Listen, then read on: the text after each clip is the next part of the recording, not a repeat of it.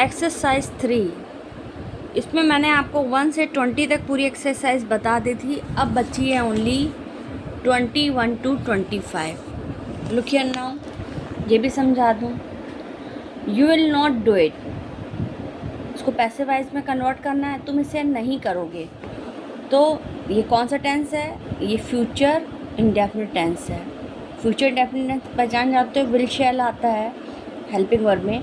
तो सबसे पहले इट जो ऑब्जेक्ट है उसको पहले लिखोगे इट, फिर विल नॉट, फिर बी।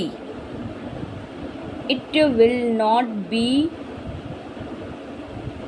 बाय यू, क्या होगा? It will not be. To का क्या हो जाएगा? डन। बाय प्रपोशन लगाएंगे, फिर यू। इसे तुम्हारे द्वारा नहीं किया जाएगा। Look here now 21। What will you note here? It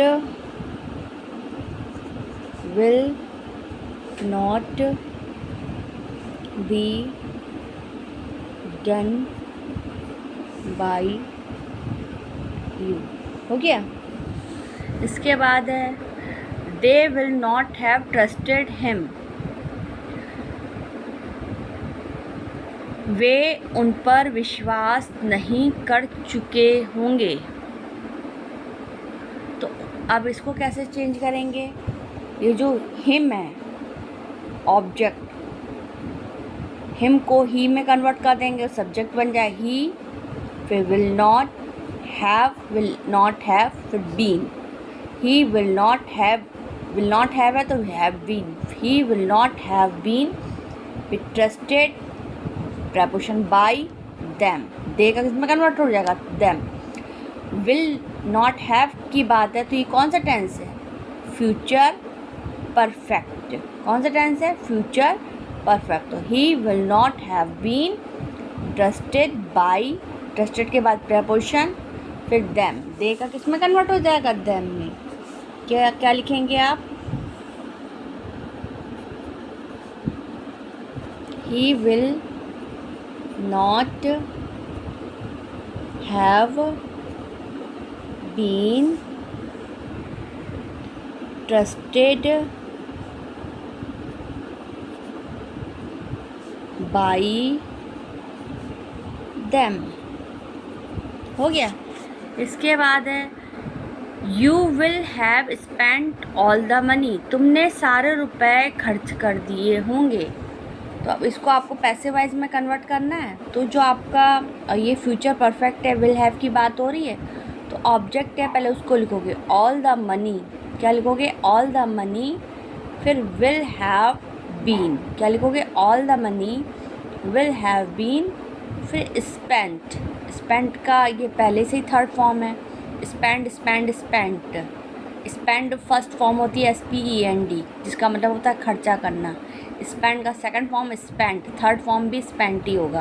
तो क्या लिखेंगे? All the money will have been spent by, spent के बाद प्रपोशन बाय और यू। ध्यान दीजिएगा, जब भी हम पैसिव वाइज बनाते हैं तो वर्ब की थर्ड फॉर्म ही आती है। तो क्या लिखेंगे? All the money, all the money will have been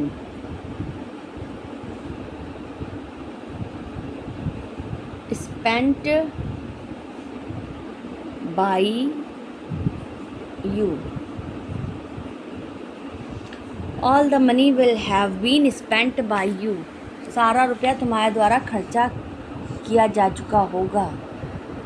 I will have taken the dog for a walk, मैं कुत्ते को वॉक के लिए ले जा रहा हूँगा। तो I will have taken the dog for a walk, तो क्या लिखेंगे?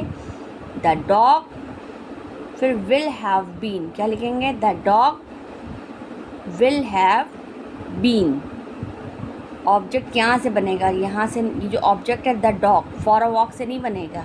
The dog will have been, will have के बाद been, taken third form already लिखा है। The dog will have been taken for a walk, फिर प्रपोशन बाई, फिर आई का मी में आ जाएगा। हमेशा ध्यान नहीं, पहले ऑब्जेक्ट आता है, फिर helping verb will have been, फिर विल हैव के बाद बीन लग जाएगा, और टेकन जो वर्ब है उसका यूज़ होगा,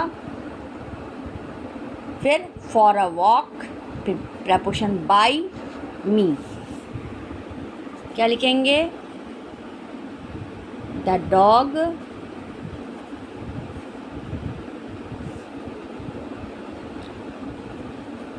will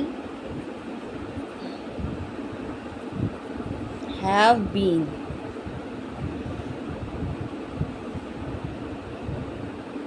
the dog will have been taken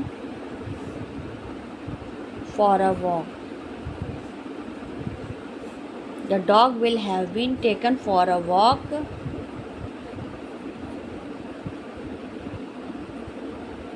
by me. क्या लिखोगे? The dog will have been taken for a walk by me. आगे क्या दिया गया आपका? She will have sold the car, वह कार बेच चुका होगा। तो कैसे लिखेंगे? पहले आप जो ऑब्जेक्ट है पहले उसको उतारोगे, द कार, फिर विल हैव है तो विल हैव बीन, सोल्ड तो थर्ड फॉर्म ऑलरेडी है, sell, sold, sold, sell first form होता है, सेल का second form sold third form, तो the car will have been sold, फिर प्रपोशन बाई, शी का किस में कन्वर्ट हो जाएगा? हर में।